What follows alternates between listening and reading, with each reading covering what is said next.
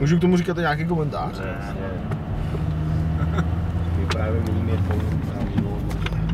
Měníme kolonu kamionu. Na hraničním přechodě Krokavec, Korcovec, nebo jak se jmenuje? Krakovec. Korcová. Krakovec je no. Fronta čítá zhruba 56 km. Kolik je v ní kamion? Tak zní matematická otázka. Dej mi tam prosím tě 5. rychlostní stupeň, bratře. 5. Ne, 4. Jindřichovice, 657, tam jedem. No, teď jsme tam na 2 asi. Co tam už bylo? Dobrý, 4. Uvaga.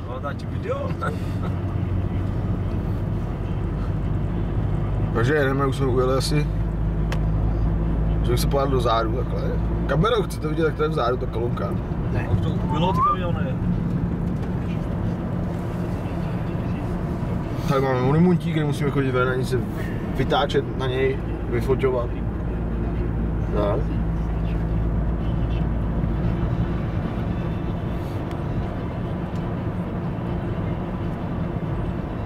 Teď proti nám bude nějaký dobrý.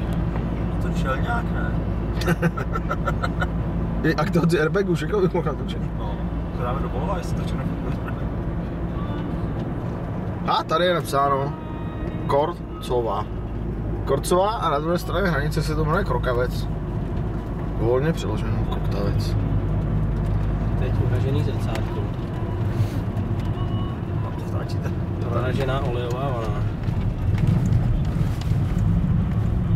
Zasraný auto od bláta. Ty vole, tady skurvíš to.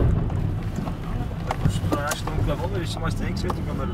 No, protože ona ta kolona stejně nebyla ani tak dlouhá, že to stálo za natáčení. No, to snad ty vymažu, ty vole. No, Jsme se trafili, ale. Když se zmáš teď za čučíček, když ho.